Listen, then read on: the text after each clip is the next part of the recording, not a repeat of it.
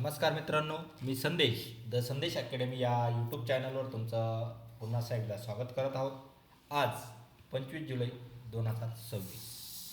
आज आपण MPSC group C आणि पोलीस भरती हे 2026 यासाठीचे प्रश्न आपण आ, बघत असतो. तर आपला पॅटर्न असतो मित्रांनो, सामान्य ज्ञान, बुद्धिमत्ता चाचणी, गणित, मराठी व्याकरण, चालू घडामोडी. आपलं मिशन आहे सरकारीनोकरी.com. आता आणखी तुम्हाला एक सांगायचं आहे, MPSC ग्रुप सीमध्ये आपल्याला तलाठी या पदाची भरती पण आलेली आहे. याच्यासाठी घेतले जाणारा अभ्यासक्रम आणि याच्यातले महत्त्वाचे प्रश्न आपण घेत असतो दररोज संध्याकाळी 7 वाजता. तर चला, आजचा आपला पहिला प्रश्न आपण चालू करत आहोत. तोंडाला पाने बांधणे या वाक्प्रचाराचा अर्थ काय? जेवण करणे, गप्पा मारणे, काही न बोलणे, गाणे म्हणणे. तर काय असतं तोंडाला पाने बांधणे म्हणजे काही न बोलणे. ऑप्शन क्रमांक सी हे योग्य उत्तर असणार आहे.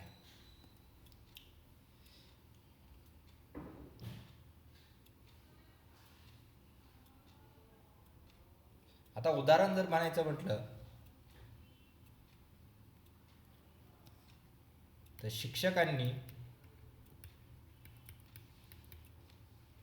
विचारले तरी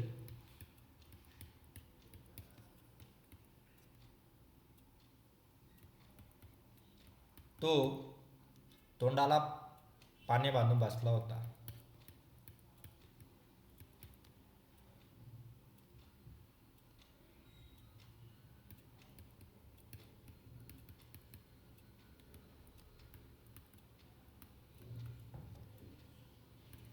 ओके, पुढचा प्रश्न.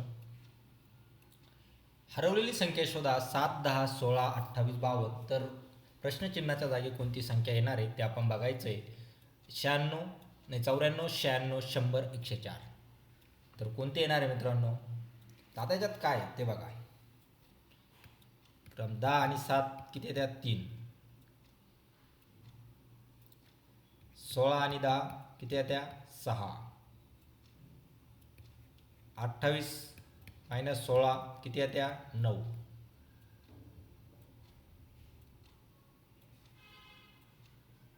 आणि 28 मायनस 9 नाही येणार.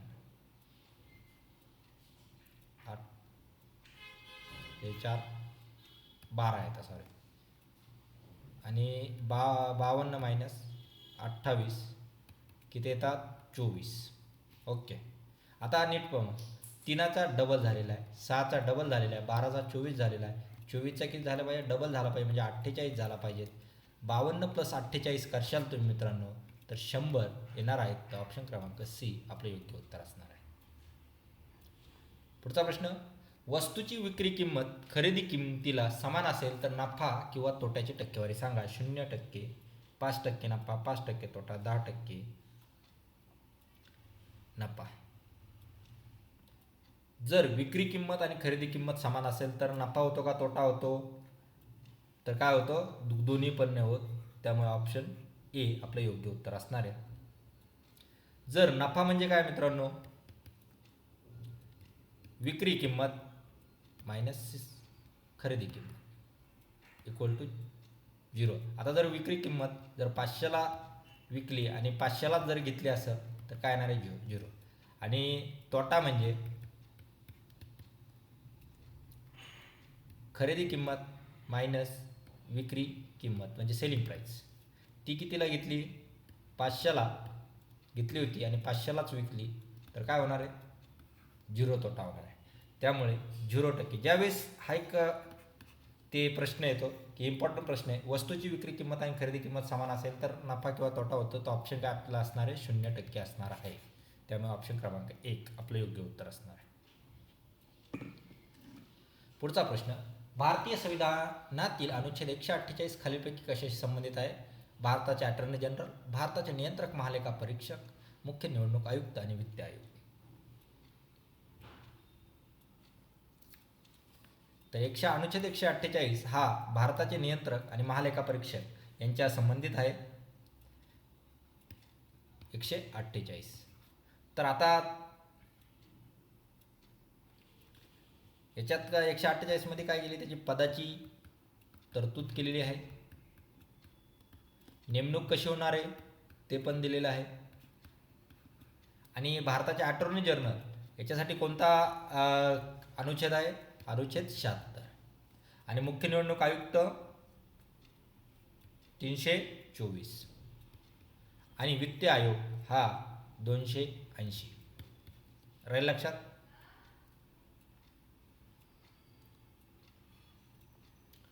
Choose the correct antonyms of the word transparent. Antonyms म्हणजे विरुद्धार्थी शब्द.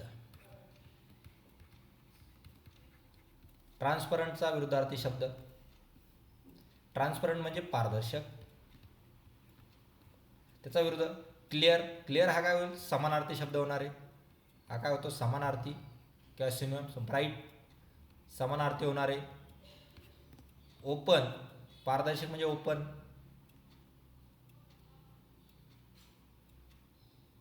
म्हणजे हा उघडा होणार आहे. आणि ऑपेक्यू ऑप्शन क्रमांक सी हा ऑपेक्यू म्हणजे अपारदर्शक.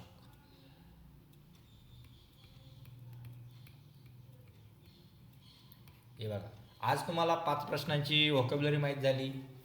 5 प्रश्नांचे सिनोम्स आणि अँटोनॉम्स माहीत झाले. ओके. पुढचा प्रश्न. 2 विद्यार्थ्यांना मिळालेल्या गुणांचे प्रमाण 5-7 आहे, तर पहिल्या विद्यार्थ्याला 250 गुण मिळाले असतील तर दुसऱ्या विद्यार्थ्याला किती गुण मिळाले. 300, 320, 350, 400. आता हे बघा, 5-7 आहे. पहिल्या विद्यार्थ्याला किती मिळाले, 250 मिळाले. तर दुसऱ्याला किती मिळाले, याला भाग द्या 5-5, 25 तो 50. आणि यालाच 50 ना गुणा मित्रांनो, 7-5 35. 350 मार्क दुसऱ्या विद्यार्थ्याला मिळणार आहेत. ऑप्शन क्रमांक सी आपलं योग्य उत्तर असणार आहे. आणखी हे शॉर्टकट झालं. आता तुम्हाला ते सांगायचं म्हटलं तर पहिल्या विद्यार्थ्याला 250 गुण मिळाले, त्याचे 5 भाग करा, किती येणार आहे, 50 येणार आहे.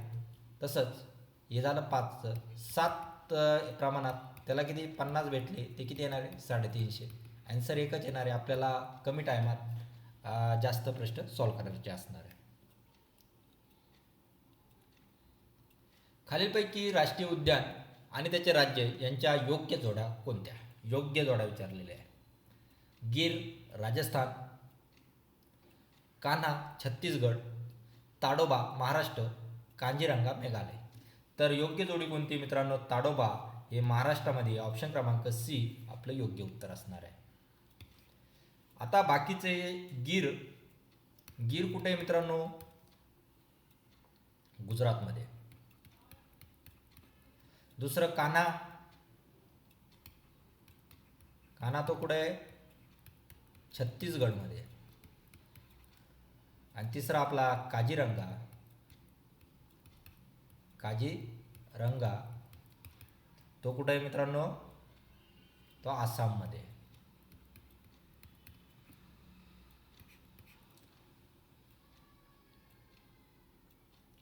पुढचा प्रश्न. आळशी या शब्दाचा विरुद्धार्थी शब्द कोणता. कष्टाळू, भित्री, रडका, शांत. तर कोणता असणार मित्रांनो, कष्टाळू. ऑप्शन क्रमांक 1 आपलं योग्य उत्तर असणार आहे.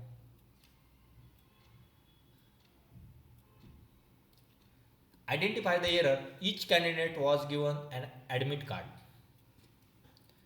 एरर फाइंड करायचा आहे. ऑप्शन आहे each candidates was given an admit card. तर ऑप्शन क्रमांक बी हा कॅन्डिडेट्स हा जो शब्द आहे तो असणार आहे मित्रांनो. ऑप्शन क्रमांक बी आपलं योग्य उत्तर असणार आहे. आता जर तुम्हाला सांगायचं म्हटलं तर बी कसं, ज्यावेळेस आपण इच हा शब्द वापरतो मित्रांनो, इच हा ऑलवेज काय करतो, कायम तो कोणाला फॉलो करतो, सिंग्युलर नाऊनला फॉलो करतो.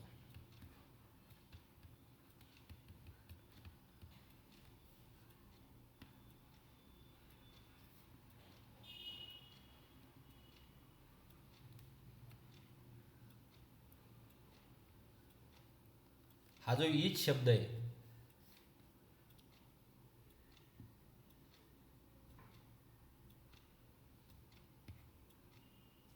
हा जो इच शब्द आहे मित्रांनो, तो कानाला सिंग्युलर नाऊन कायम कशासाठी फॉलो करतो, सिंग्युलर नाऊनसाठी. राहील लक्षात. आणि हा कॅन्डिडेट्स हा जो शब्द आहे तो काय प्लुअर आहे, प्लुरल आहे. त्यामुळे हे वाक्य कसं तयार होणार आहे? इच कॅन्डिडेट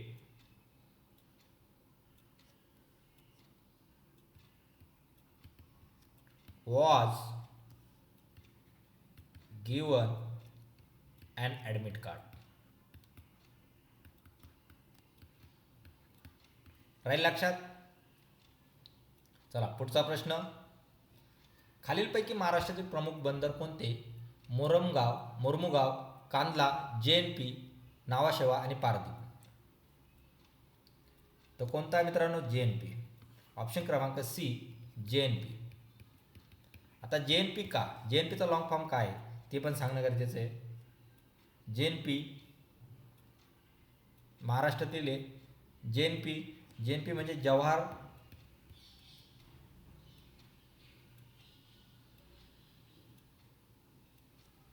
जवाहरलाल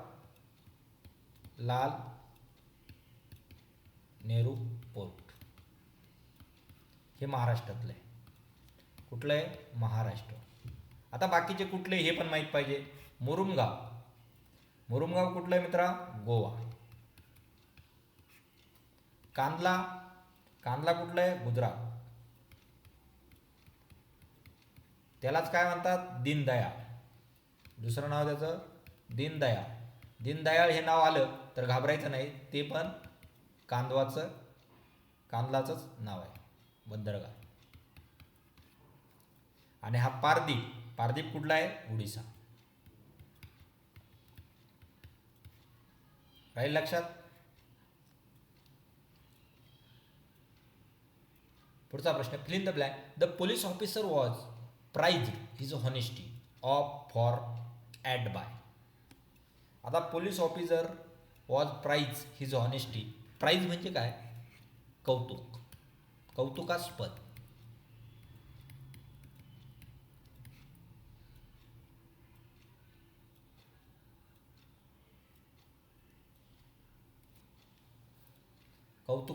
किंवा एखाद्या त्याचं अभिनंदनास्पद असलेला असा प्राइज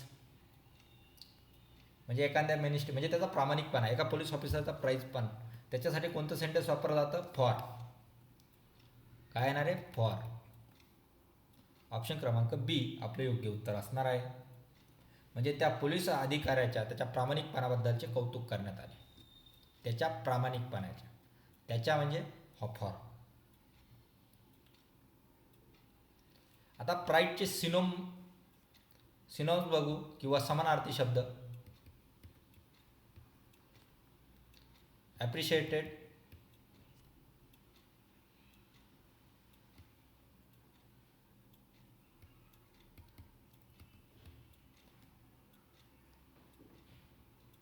कमांडेड,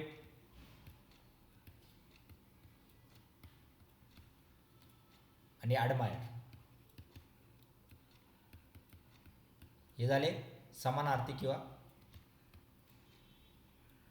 सिनोनॉम्स. ओके. आता आणखीन एक महत्त्वाचा प्रश्न. एक कॉमन. ज्यावेळेस प्राइज हा शब्द, फेमस, नाउन,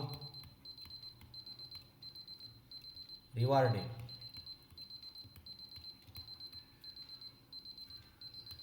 हे ज्यावेळेस चारही पण शब्द असणारे जर आपल्याला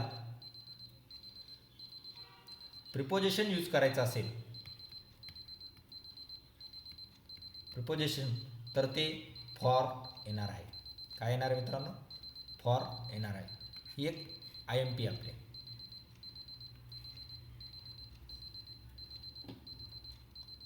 पुढचा प्रश्न. 10,000ची रक्कम साध्या व्याजाने 2 वर्षात 12,000 होते तर वार्षिक व्याजदर किती?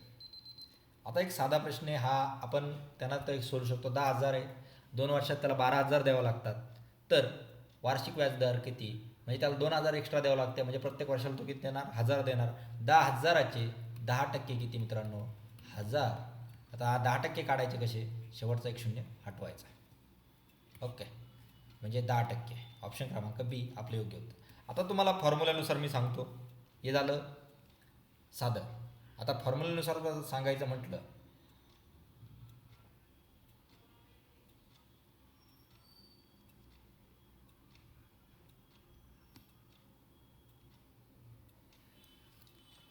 तर तुम्ही काय आहे, आपल्याला काय आहे, मूळ रक्कम आहे. मूळ रक्कम किती दिलेली आहे? 10,000. म्हणजे प्रिन्सिपल अमाऊंट ती किती दिलेली? 10,000. ओके. मिश्र रक्कम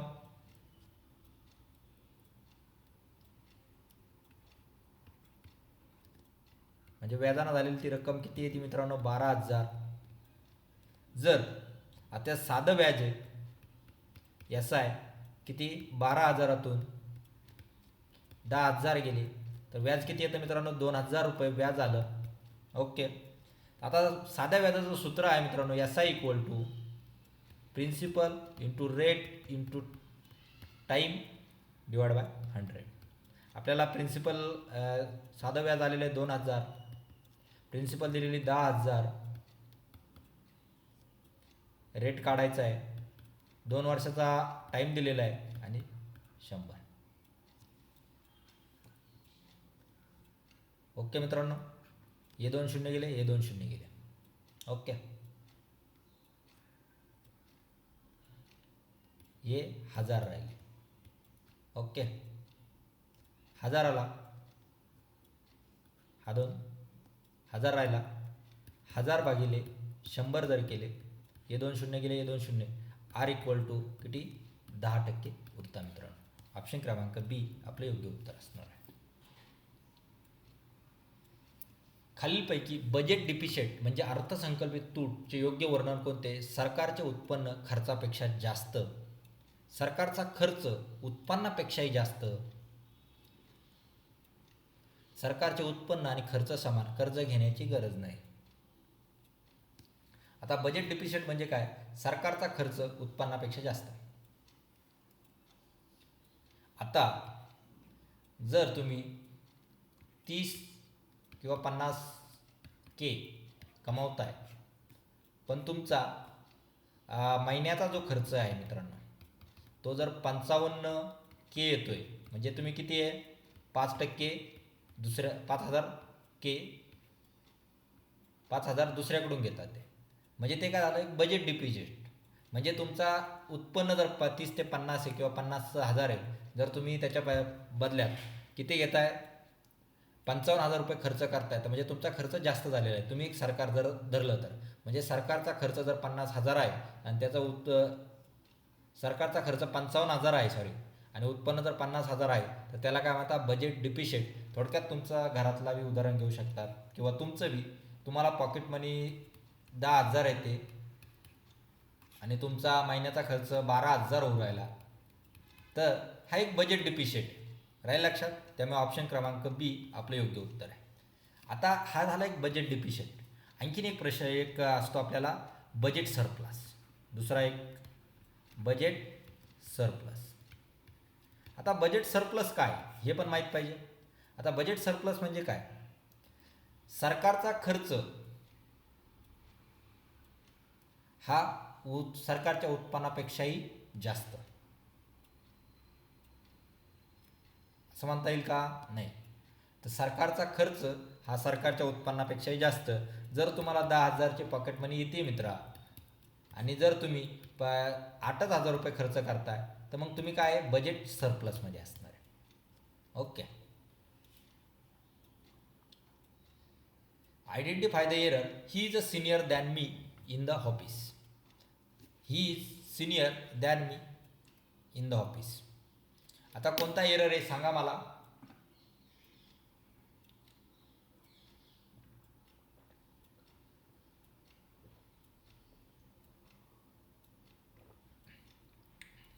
वाक्य पुन्हा वाचा.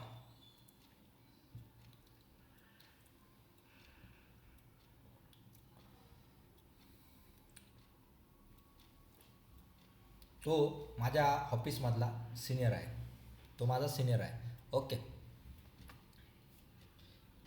He is senior than me in the office नाही येणार, तो काय येणार मित्रांनो, ही इज सिनियर टू, काय येणार आहे टू, त्यांच्या जागी काय येणार आहे to me in the office.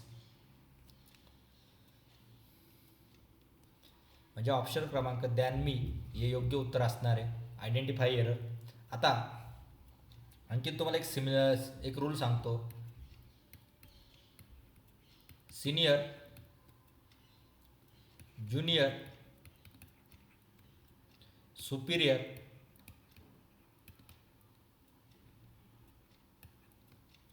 आणि इन्फेरियर हे ज्यावेळेस वर्ड येतात, हे शब्द येतात, त्यावेळेस आपला जो ॲडजेक्टिव्ह लागतो, आपला ॲडजेक्टिव्ह, तो ॲडजेक्टिव्ह काय येतो, टू येत असतो सोबत. Senior to, junior to, superior to, inferior to. म्हणजे she is a junior to me, this quality is a superior to that one, his rank is inferior to hers. चला पुढचा प्रश्न आहे, correct the passive voice. Passive व्हॉइसमध्ये आपल्याला ते करायचं आहे. Someone has stolen my wallet. पहिला ऑप्शन आहे my wallet has been stolen, my wallet was stolen, my wallet is stolen, my wallet had been stolen. आता मित्रांनो वाक्य कोणत्या याच्यामध्ये ते माहीत पाहिजे पहिलं.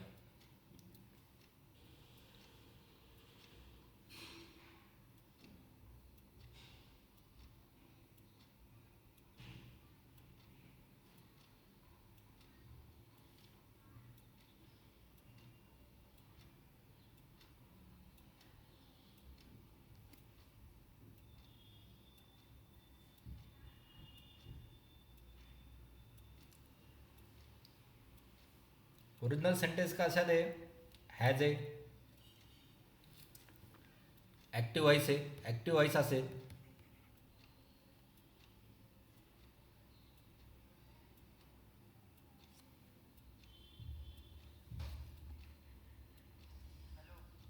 हा हो हो.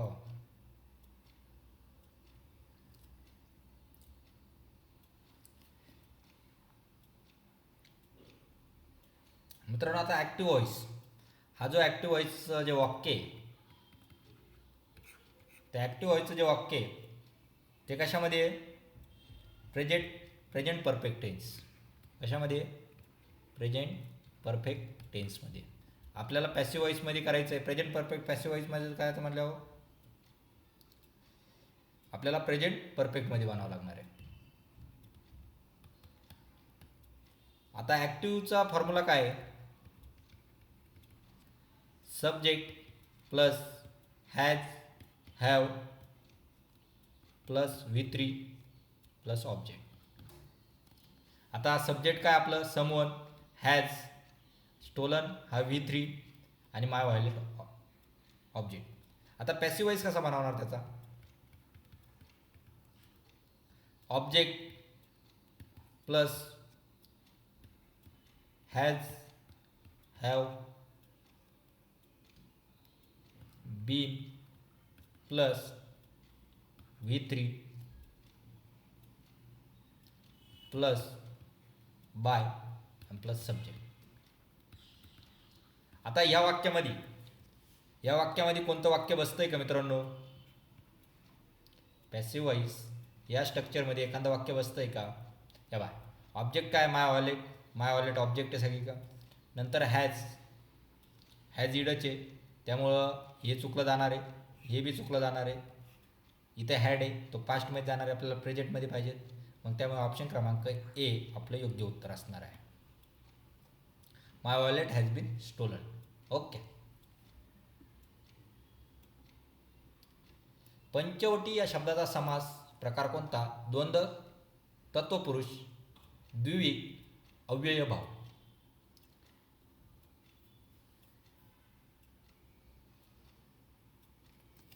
आता पंचवटी, पंचवटी म्हणजे पंच प्लस वटी,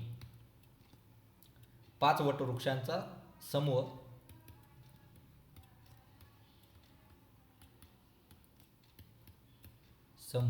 ओके. आता तो द्विक समास कसा काय होतो? आता द्विक समास म्हणजे काय?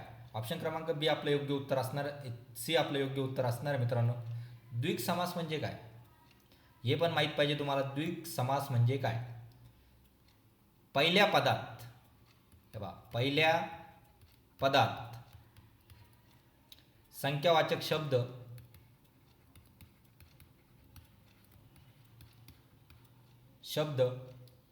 असतो. आता उदाहरणार्थ पंचवटी. पंच हा काय? पंच म्हणजे 5. हा काय झाला? संख्यावाचक शब्द झाला पहिल्या पदात. आणि वटी म्हणजे वृक्ष, वटवृक्ष. ओके. आता दुसरा, हा झालं पहिलं उदाहरण. दुसरं उदाहरण काय आहे? त्रिलोक. त्रिलोक त्याचा काय होणार आहे? त्रि प्लस लोक. आता 7 समुंदर पार म्हणतो आपण. 7 समुंदर हा आपला एक शब्द, साधा एक तर लोकल भाषेतला शब्द आहे, त्याला आपण सप्तसागर पण म्हणतो एकदा शुद्ध मराठीमध्ये. 7 समुंदर म्हणजे 7 प्लस समुद्र, त्यालाच काय म्हणतो? 7 समुद्राला आपण सप्तसागर. राहील लक्षात? चला पुढचा प्रश्न. लोकसभेच्या सभाचे अध्यक्षपद कोणाकडे असते? भारताचे राष्ट्रपती, पंतप्रधान, लोकसभेचे अध्यक्ष, भारताचे उपराष्ट्रपती. तर कोणाकडे असते? लोकसभेचे अध्यक्ष. ऑप्शन क्रमांक सी आपलं योग्य उत्तर आहे. लोकसभेचे अध्यक्ष कोण आहे आता सध्या? ओम बिर्ला.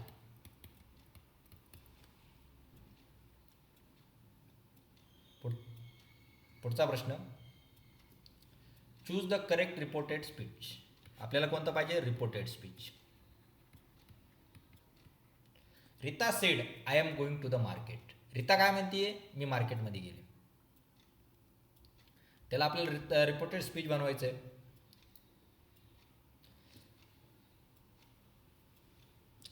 रिपोर्टेड स्पीच कसं असतं?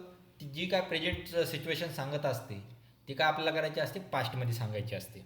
त्यामुळे I am going to the market हे काय असतं? प्रेझेंट आहे. ते काय करायचं? पास्टमध्ये करायचं. शी वॉज, मी सांगतोय ना तुम्हाला, रीता मार्केटला गेली होती. मग काय येईल? रीता सेड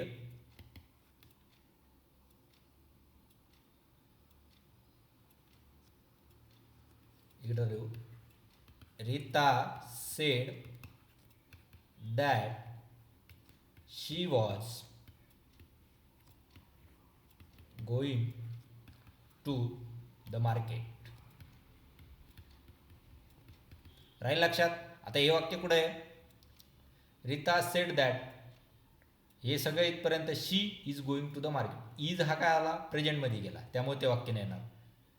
रीता, दुसरं वाक्य काय? Rita said that she was going to the market. Past टेन्समध्ये झालं मित्रांनो, she was going to the market. त्यामुळे ऑप्शन क्रमांक बी योग्य उत्तर असणार आहे. पुढचं काय चुकीचं आहे पुढच्या वाक्यामध्ये ते मी सांगतो. Rita say that she was going to the market. Says काय झाला? प्रेझेंटमध्ये. तिसरं काय? Rita said that I was going to the market. I प्रथमा, द्वितीया, तृतीया विभक्ती बदललेली आहे मराठीत सांगायचं म्हटलं तर. चला पुढचा प्रश्न. Passenger must stand the quick at the ticket counter.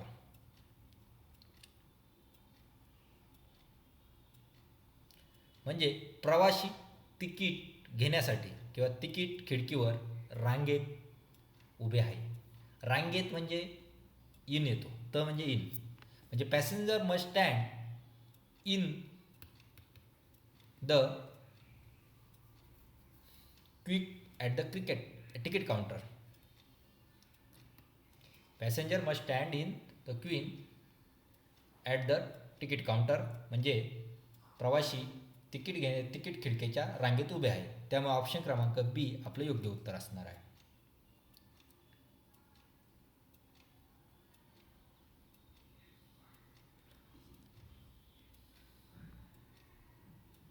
ते कसं येईल, stand in the queue, wait in the queue. Okay. हरवलेली संख्या शोधा. 3, 7, 15, 31, 63. पुढची काय? तर पुढची काय मित्रांनो ते बघायचं आपल्याला. 95, 127, 125, 119. आता ही पहिली 3 संख्या आहे. दुसरी किती आहे? 7 आहे. आता 7 कशी बनली आता हे बघावं लागेल आपल्याला. हे बघा आता सांगतो मी तुम्हाला आयडिया. 3 गुणिले 2 करा. 3 दुणे 6 प्लस 1 आणि 7. आता पुढली 15 कशी बनली? तसं 7 गुणिले 2 प्लस 1 की 7 दुणे 14 आणि 1 15. आता 31 कशी बनणार? 15 गुणिले 2 प्लस 1, 15 दुणे 30 आणि हा 31. तसंच आपल्याला पुढची बनवायची आहे जी काय आपल्याला एक्स काढायची ती 63 गुणिले 2 प्लस 1. 63 दुणे 126 प्लस 1 किती झाली मित्रांनो? 127. म्हणजे आपला आन्सर काय असणार आहे मित्रा? ऑप्शन क्रमांक बी योग्य उत्तर असणार आहे. जुना नियोजन आयोग बंद झाल्यानंतर भारत सरकारचे धोरण विचार मंच म्हणून कोणते मंडळ कार्यरत होते? निवडणूक आयोग, वित्त आयोग, नीती आयोग आणि सर्वोच्च न्यायालय.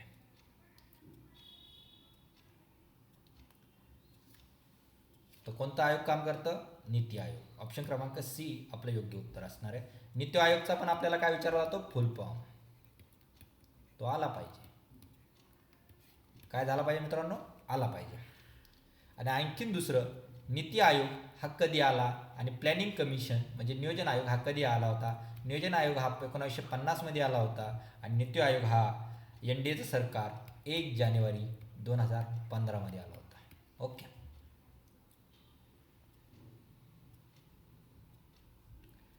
आणि नीती आयोगाचे अध्यक्ष कोण आहे? पंतप्रधान. आणि आत्ताचे सध्याचे पंतप्रधान कोण आहे? भारताचे पंतप्रधान. सध्याचे पंतप्रधान कोण आहे? मोदी.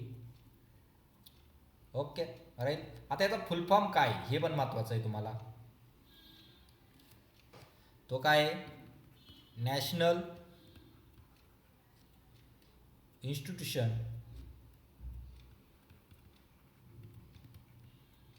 For transforming India.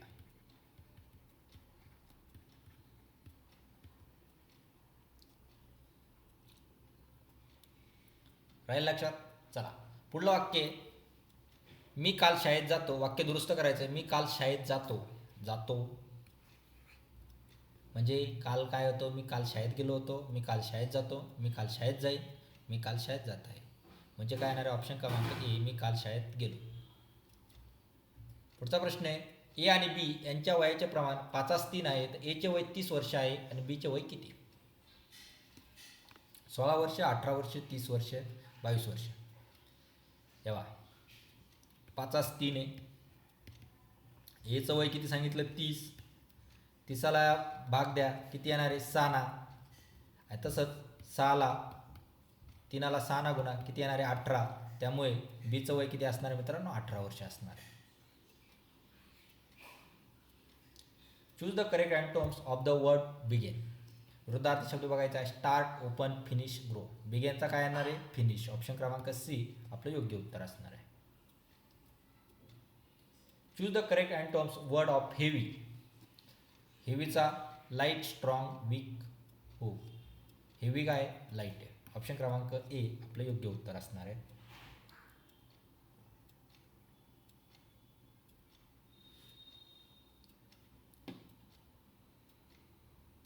भीती या शब्दाचा समानार्थी शब्द कोणता? भय, शांतता, शिस्त, आनंद. समानार्थी काय असणार आहे? भीतीचा भय. ऑप्शन क्रमांक ए आपलं योग्य उत्तर असणार आहे. दोन संख्येचे प्रमाण 3:5 आहे तर त्याची बेरीज 64 आहे तर लहान संख्या कोणती? दोन संख्येचे प्रमाण काय? 3:5 त्यांची बेरीज विचारली मित्रांनो, बेरीज किती सांगितली ती किती आहे 64. 3-5चं प्रमाण किती झालं आहे, 3 + 5 करा 8 येणार. 64ला 8 भागा घ्या, 8 8 64 8 येणार. त्यांनी सगळ्यात लहान संख्या विचारली आहे, गुणोत्तरला गुणा, 3ला 8 गुणा किती 8 त्रिक 24 आणि याला 8 गुणा किती 5 8 40 किती 40 आणि 24. सगळ्यात लहान संख्या कोणती 24. ऑप्शन क्रमांक सी योग्य उत्तर असणार आहे. आता जर एका सांकेतिक भाषेत पोलीसला अक्षरी उलटे करून ECILOP लिहिले तर तलाठीला कसे लिहा. एकदम सोपा, अक्षरी उलटी करून लिहिलेले सांगितलेले उत्तरच आपल्याला प्रश्नात दिलेले. तर तलाठीला पण आपण काय करणार आहे, उलटच करणार आहे. काय करणार आहे, IHTALAT. कुठे IHTALAT. ऑप्शन क्रमांक ए आपलं योग्य उत्तर असणार आहे. 7 9 11 13 याची सरासरी किती 10 10 12 13. 2 ऑप्शन डबल झालेले. चला सरासरी काढायची म्हणजे सगळ्या संख्यांची बेरीज भागिले तेवढ्या संख्या. 7 + 9 + 11 + 13. 13 7 20 आणि 11 9 20 40. 40 भागिले 4 किती आले 10. ऑप्शन क्रमांक बी आणि ए दोन्ही पण ऑप्शन योग्य असणार आहे. पायाखालची जमीन सरकणे या वाक्प्रचाराचा अर्थ काय. प्रवास करणे, आधार व विश्वास सोडणे, शेत नांगरणे, वेगाने चालणे. काय आधार व विश्वास सोडणे. ऑप्शन क्रमांक बी आपलं योग्य उत्तर असणार आहे.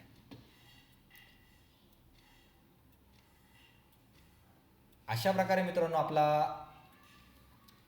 30 प्रश्न झालेले आहेत. आज आपण 30 प्रश्न पाहिले. 30 पैकी तुम्हाला किती मार्क मिळाले ते मला कमेंट बॉक्समध्ये कळू शकतात आणि काही त्रुटी असेल तर आम्हालाही कळू शकतात. कालच्या पेपरचे आपल्याला महत्त्वाचे प्रश्न बघायचे. काल काय काय प्रश्न सांगितले होते मी तुम्हाला.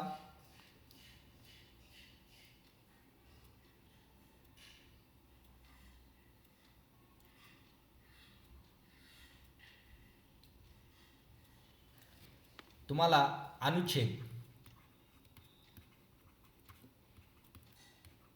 किती 14 ते 20 सांगितलेले होते ते आपल्याला बघायचे.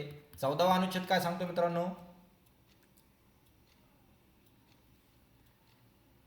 कायद्यासमोर समानता.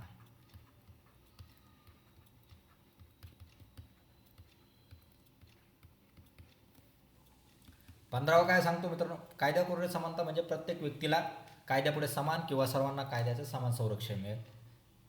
अनुच्छेद 15 काय सांगतो, भेदभावास मनाई. म्हणजे काय, धर्म, वंश, जात, लिंग आणि जन्मस्थान यांच्या आधारावर आपल्याला भेदभाव करता येणार नाही, आपलं संविधान सांगतं. 16वा अनुच्छेद काय सांगतो मित्रांनो,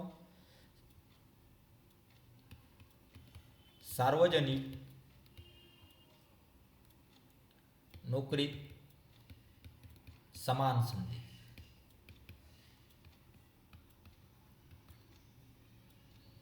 म्हणजे सरकारी नोकऱ्यांमध्ये सर्वांना नागरिकांना समान संधी मिळण्याचा अधिकार. 17वा काय सांगतो, अस्पृश्यता निर्मूलन.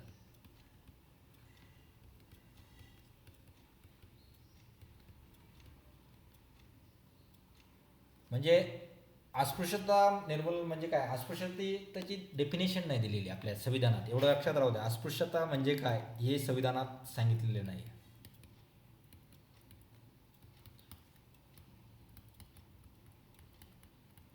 फक्त दिलेले अस्पृश्यता निर्मूलन म्हणजे एखाद्याला वेगळी वागणूक दिली किंवा एका अस्पृश्यता रद्द करण्यात असून तिचे पालन करणे हे कायद्याचे दंडनीय, या अस्पृश्यता पालन करण्याला एक दंडनीय गुन्हा मानला जातो आपल्या संविधानानुसार. पुढचा 18वा, पदव्या रद्द करणे.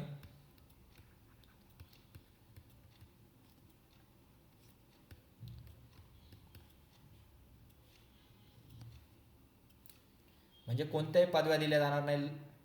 लष्करी आणि शैक्षणिक पदव्या वगळता दुसऱ्या कोणत्याही पदव्या दिल्या जात नाही. आता जर एखाद्याला पद्मभूषण भेटला असेल ह्या ज्या पद्मभूषण सचिन तेंडुलकर ह्या गोष्टी बोलल्या नाही जाऊ शकत.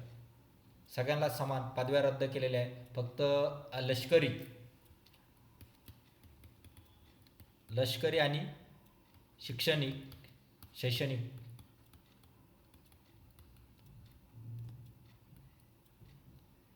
इथल्या चालता, बाकी नाही. आता 19 काय आहे? स्वातंत्र्याचा अधिकार. स्वातंत्र्याचा अधिकार हा खूप मोठा आहे मित्रांनो.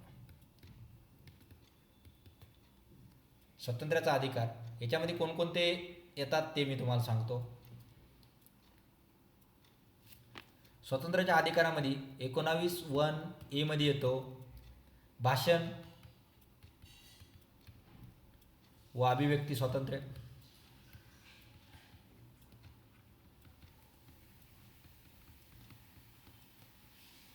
दुसरा येतो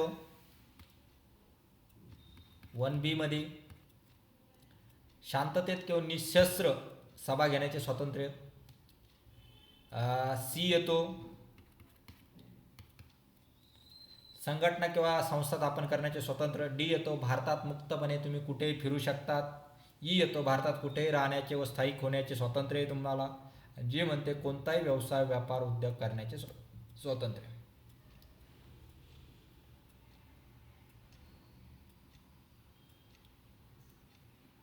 आणि 20 काय मित्रांनो, तो बी महत्त्वाचा आहे. फौजदारी अपराधांबाबत संरक्षण.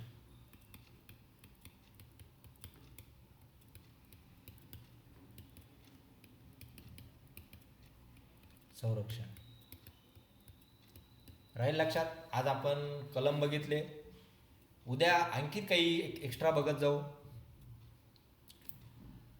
हळूहळू आपण याच्यावर पण राज्यशास्त्रावर पण आपण कमांड करू. तर अशा प्रकारे आपला लेक्चर आज संपलेला आहे. जर व्हिडिओ आवडला असेल तर नक्की लाईक करा, शेअर करा. काही त्रुटी असेल तर डिसलाईक करून आम्हाला कमेंट बॉक्समध्ये कळू शकतात. जर चॅनल नवीन असेल तर सबस्क्राईब करा आणि नवीन अपडेटसाठी द संदेश अकॅडमीला फॉलो करा. आज आपण इथेच थांबूया. जय हिंद, जय भारत.